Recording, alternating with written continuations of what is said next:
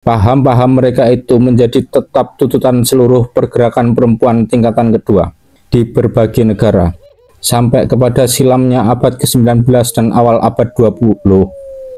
Umumnya tingkatan kedua ini dikenal dengan nama pergerakan feminisme, persamaan hak dengan kaum laki-laki, dan terutama sekali hak memasuki segala macam pekerjaan masyarakat. Persamaan hak itulah menjadi pokok tuntutannya, dan oleh karena tuntutan hak memasuki segala macam pekerjaan itu terutama sekali datang dari golongan wanita atasan dan pertengahan, maka pergerakan feminisme itu terutama sekali adalah satu pergerakan kasta pertengahan pula, satu pergerakan borjuis, dan bukan satu pergerakan yang pengikutnya kebanyakan dari kalangan rakyat jelata. Sebab sekalipun perempuan-perempuan rakyat jelata juga tidak senang bahwa banyak hak-hak dimonopoli oleh kaum laki-laki, dan juga berpendapat bahwa hak-hak itu harus direbut dan dituntut, maka toh isi tuntutan mereka itu ada lain daripada tuntutan perempuan atasan atau pertengahan. Apa sebab kaum wanita atasan dan pertengahan menuntut hak memasuki segala macam pekerjaan? Sebabnya harus dicari dalam akibat industrialisme.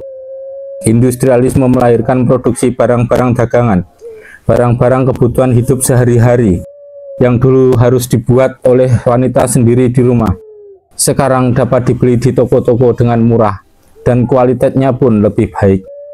Oleh karena itu, maka pekerjaan di rumah tangga menjadi makin kurang. Apa yang harus dikerjakan wanita atasan dan pertengahan sekarang untuk mengisi waktu?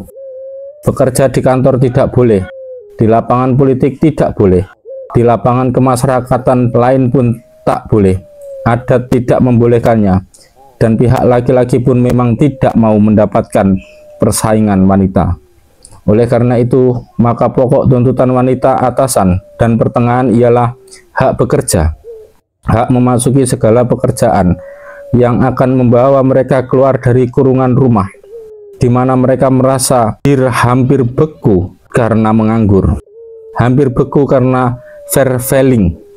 Merasanya mereka akan puas kalau mereka dibolehkan ikut masuk ke dalam masyarakat, dibolehkan ikut mengerjakan pekerjaan masyarakat di luar dari suasana kebekuan itu.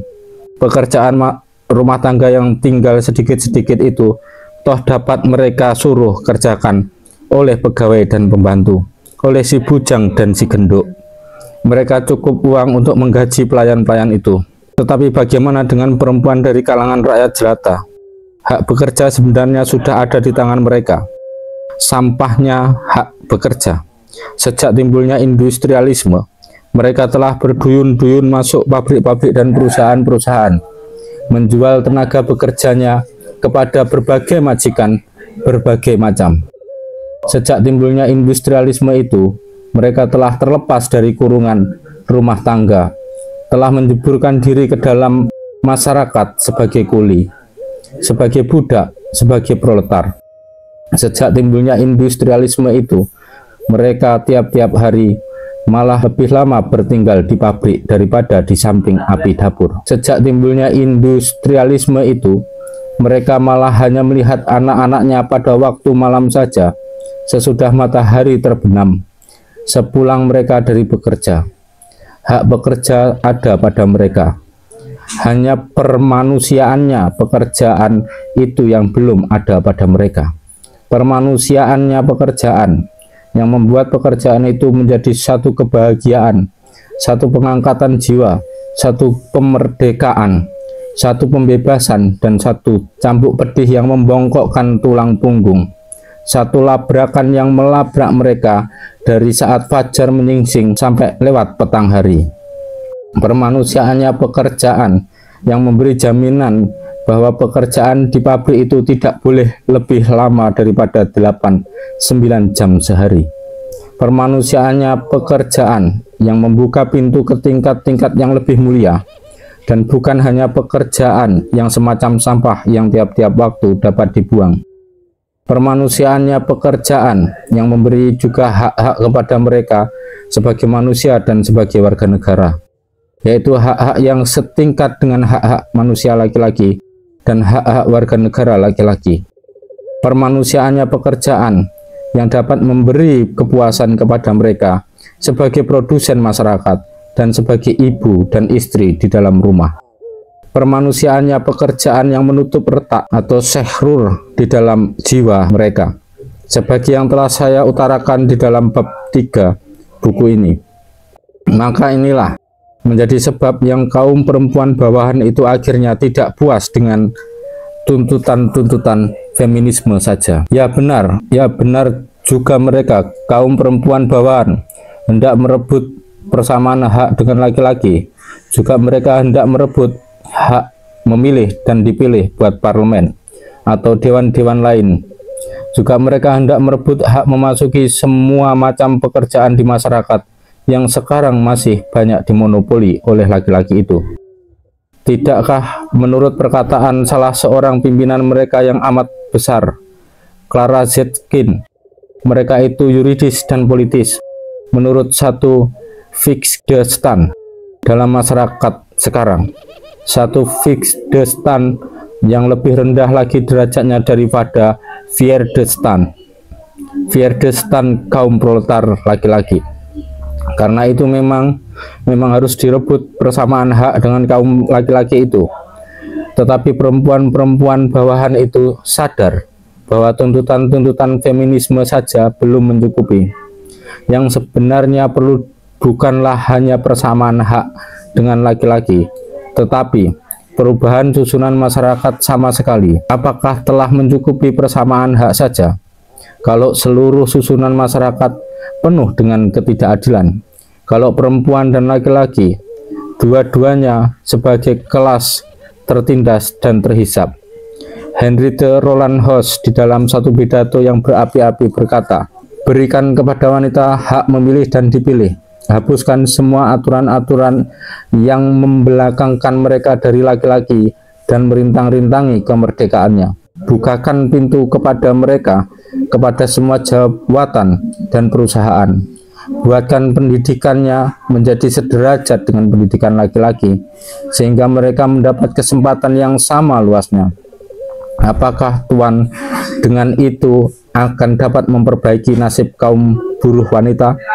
Upahan yang berjuta-juta itu akan dapat mengangkat mereka dari kesengsaraan proletar, akan dapat membasmi industri di rumah yang tidak sehat dan rendah upah itu, yang di dalamnya berkeluh kesah puluh miliunan wanita lain, akan dapat memecahkan rahasianya hantu persundalan. Tidak, Tuhan tidak akan dapat semua itu. Semua kesengsaraan wanita ini adalah terikat kepada bentuk masyarakat yang borjuis, kepada cara produksi yang sistemnya kapitalistis, malah juga kepada sebagian besar daripada wanita-wanita golongan atasan dan pertengahan, kepada mereka yang dapat bersuami dan beranak. Pergerakan wanita borjuis itu tidak dapat mendatangkan kemerdekaan, tidak dapat mendatangkan pemecahan soal hidup mereka yang paling sulit. Maka dengan keyakinan yang semacam ini, berkembanglah tingkat ketiga daripada pergerakan wanita, yaitu pergerakan wanita yang di dalam aksi sosialis hendak mendatangkan dunia baru sama sekali, yang di dalamnya perempuan dan laki-laki sama-sama mendapat bahagia dengan tiada pemerasan satu kelas oleh kelas yang lain, dengan tiada pemerasan satu sekse oleh sekse yang lain. Satu dunia baru yang di situ bukan saja perempuan sama haknya dengan laki-laki, tetapi tidak juga menderita retak atau sekrur. Oleh karena di dalam dunia baru itu ada pertemuan, ada pertunggalan, ada sintese antara pekerjaan masyarakat dan pekerjaan rumah tangga. Maka justru berhubung dengan tujuan tingkat yang ketiga ini, sebenarnya tidak boleh dikatakan ada spesial pergerakan wanita tingkat ketiga. Sebab di dalam aksi menyelenggarakan dunia baru itu, perempuan tidak beraksi sendiri dan laki-laki pun tidak beraksi sendiri, tetapi kedua-dua sekse itu bersama-sama berjuang, bersama-sama bergerak, bahu-membahu di dalam satu gelombang yang makin lama makin mendahsyat. Satu gelombang perjuangan kelas yang tidak kenal perbedaan antara manusia dengan manusia, satu gelombang menuju kepada kemerdekaan, kemerdekaan laki-laki dan kemerdekaan perempuan, kemerdekaan kelas dan kemerdekaan sekse. Aksi wanita feminis berjalan melawan laki-laki. Aksi wanita sosialis berjalan bersama-sama dengan laki-laki.